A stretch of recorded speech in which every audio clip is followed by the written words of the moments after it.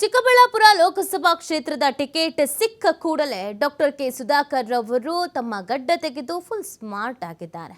Ticket ಸಿಕ್ಕ ಕೂಡಲೇ ಚಿಕ್ಕಬಳ್ಳಾಪುರ ಕ್ಷೇತ್ರದಲ್ಲಿ ಬಿಜೆಪಿ ಗೆದ್ದಾಗಿದೆ. ಇನ್ನು ವಾಡಿಕೆಯಂತೆ ಚುನಾವಣೆ ಮಾತ್ರ ನಡಿಬೇಕಿದೆ. ನಿಮ್ಮ ಮತ್ತು ಎಸ್.ಆರ್. ವಿಶ್ವನಾಥ್ ನಡುವೆ ವೈಮನಸ್ಸು ಪಕ್ಷಕ್ಕೆ ಹಿನ್ನಡೆ ಆಗುತ್ತಾ ಅಥವಾ ವೈಮನಸ್ಸು ಶಮನ ಆಗುತ್ತೆ ಅಂತ ಎಂದಿದ್ದಾರೆ.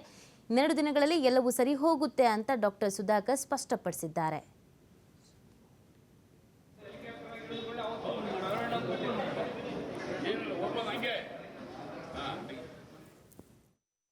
ಬಿಜೆಪಿ ಅಭ್ಯರ್ಥಿ ಟಿಕೆಟ್ ಪಡೆದ ನಂತರದಲ್ಲಿ ಹಿರಿಯ ನಾಯಕರುಗಳನ್ನ, ಮುಖ್ಯವಾಗಿ ದೇವೇಗೌಡರನ್ನ, ಕುಮಾರಸ್ವಾಮಿ ಅವರನ್ನ, MTV ಅವರನ್ನ ಮನೆಗಳಿಗೆ ಹೋಗಿ ಭೇಟಿಯಾಗಿ ಅವ್ರ ಕಡೆಯಿಂದ ಏನು ಆಶೀರ್ವಾದ ಪಡ್ಕೊಂಡು ಮತ್ತು ಬೆಂಬಲನೂ ಕೇಳ್ತಕ್ಕಂಥ ಡಾಕ್ಟರ್ ಸುಧಾಕರ್ ಅವರು ಈಗ ಮೊಟ್ಟ ಮೊದಲನೇ ಬಾರಿಯಾಗಿ ಘಾಟಿ ಸುಬ್ರಹ್ಮಣ್ಯ ಕ್ಷೇತ್ರಕ್ಕೆ ಭೇಟಿ ಕೊಟ್ಟು ಪೂಜೆ ಸಲ್ಲಿಸಿ ಬಂದಿರತಕ್ಕಂಥದ್ದು. ಅವ್ರನ್ನೇ ಮಾತಾಡ್ಸೋಣ.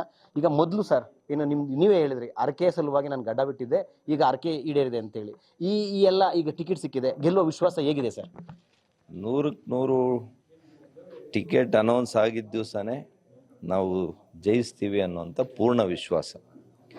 ಇವತ್ತು ನಮ್ಮ ಮುಖಂಡರುಗಳು ತಾವು ನೋಡಿದ್ದೀರಿ, ನಮ್ಮ ನಾಯಕರುಗಳು, ನಮ್ಮ ಕಾರ್ಯಕರ್ತರ ಉತ್ಸಾಹ, ಜನರ ಉತ್ಸಾಹ ಕಾಯ್ತಾ ಇದ್ದಾರೆ. ಯಾವತ್ತು ಚುನಾವಣೆ, ಯಾವತ್ತು ಮತ ನಾನು ಹಾಕಬೇಕು ಮೋದಿಯವರಿಗೆ ಅಂತೇಳಿ ಈ ದೇಶ ಕಾಯ್ತಾ ಇದೆ. ಇವತ್ತು ಅದು ಹಿಂದುತ್ವ ಇರ್ಬೋದು, ಅಭಿವೃದ್ಧಿಯ ರಾಜಕಾರಣ ಇರ್ಬೋದು, ಇವತ್ತು ಈ ದೇಶದ ಭದ್ರತೆಗೋಸ್ಕರ, ಯುವಕರ ಅವರ ಭವಿಷ್ಯ ರೂಪಿಸೋದಕ್ಕೋಸ್ಕರ ಖಂಡಿತ BJPಗೆ ಮತ ಕೊಡಬೇಕು ಅಂತೇಳಿ ಜನ ತೀರ್ಮಾನ ಮಾಡಿದ್ದಾರೆ.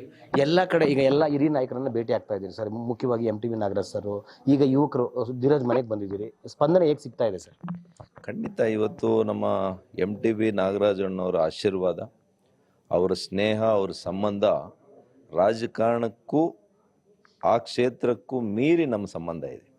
ಹಾಗಾಗಿ ನಾನು ನನ್ನ ಖಾಸಗಿ ಬದುಕಿರ್ಬೋದು, ರಾಜಕಾರಣದ ಬದುಕಿರ್ಬೋದು, ಅನೇಕ ವಿಷಯಗಳಲ್ಲಿ ನಾನು ಅವರ ಮಾರ್ಗದರ್ಶನ, ಅವರ ಆಶೀರ್ವಾದವನ್ನು ಪಡ್ಕೊಂಡೇ ನಾವು ಇಲ್ಲಿವರೆಗೂ ಬಂದಿದ್ದೀವಿ. ಹಾಗಾಗಿ ಮುಂದೆಯೂ ಕೂಡ ಅವರ ನೇತೃತ್ವ, ಅವರ ಒಂದು ಸದೃಢ ನಾಯಕತ್ವ ಹೆಚ್ಚಾಗಿ ನನಗೆ ಇಲ್ಲಿ ಒಂದು ಆಶೀರ್ವಾದ ಸಿಗ್ತದೆ. ಅದೇ ರೀತಿ ಒಬ್ಬ ಸಂಘಟನೆಯನ್ನು ಮಾಡಿ ಅತ್ಯಂತ ಚತುರತೆಯಿಂದ ಒಂದು ಸಂಘಟನಾ ಶಕ್ತಿಯನ್ನು ಕ್ರೋಢೀಕರಿಸಿರ್ತಕ್ಕಂಥ ಒಬ್ಬ ಯುವ ಶಾಸಕ, ನಮ್ಮ ಪಕ್ಷದ ಯುವ ಸಂಘಟನೆಯ ಅಧ್ಯಕ್ಷರು ಕೂಡ ಇತ್ತೀಚೆಗೆ ನೇಮಕ ಆಗಿರ್ತಕ್ಕಂಥ ಧೀರಜ್ರವರು, ಮೊದಲಿಂದ ನನಗೂ ಕೂಡ ಅವರು ಒಬ್ಬ ಸಾಮಾನ್ಯ ಕಾರ್ಯಕರ್ತ ಇದ್ದಾಗಿಂದ ಕೂಡ ನಾನು ಜಿಲ್ಲಾ ಉಸ್ತುವಾರಿ ಸಚಿವನಾಗಿದ್ದೆ. ಆಗಲೂ ಕೂಡ ಅವರಿಗೆಲ್ಲ ರೀತಿಯ ಬೆಂಬಲ ಸಹಕಾರಗಳನ್ನು ಕೊಟ್ಟಿದ್ದೇನೆ.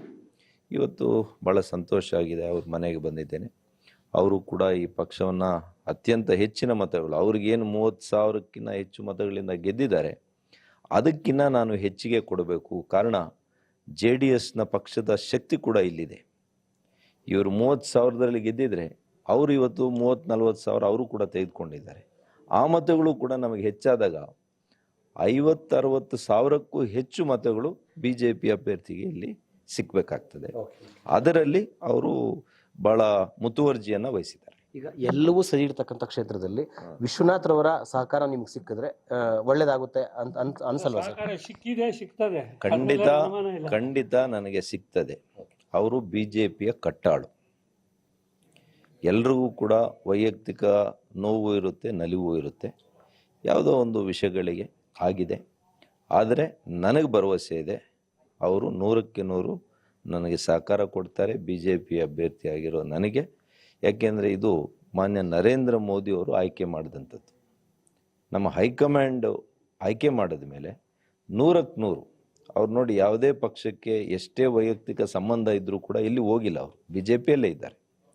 ಹಾಗಾಗಿ ಮುಂದೆಯೂ ಇರ್ತಾರೆ, ನನಗೆ ಬೆಂಬಲ ಕೊಡ್ತಾರೆ ಅಂತ ನನಗೆ ನಿರೀಕ್ಷೆ ಇದೆ. ಅಂತೂ ಚಿಕ್ಕಬಳ್ಳಾಪುರ ಲೋಕಸಭಾ ಕ್ಷೇತ್ರದಲ್ಲಿ ಜಿದ್ದಿನ ಏನು ರಣಾಂಗಣ ಅನ್ನೋದಕ್ಕಿಂತ ಈಗ ಸುಧಾಕರ್ ಅವರಿಗೆ ಟಿಕೆಟ್ ಸಿಕ್ಕಿರ್ತಕ್ಕಂಥದ್ದು ಮತ್ತು ಸುಧಾಕರ್ ಅವರು ಯಾವ ರೀತಿ ಈ ಸಣ್ಣ ಪುಟ್ಟ ಅಸಮಾಧಾನಗಳನ್ನ ಬದಿಗೊತ್ತಿ ಆ ಏನು ಅಸಮಾಧಾನಗಳನ್ನೇ ಗೆಲುವಾಗಿ ರೂಪಿಸ್ಕೊಳ್ತಾರೆ ಅನ್ನೋದೇ ಸದ್ಯದ ಕುತೂಹಲ.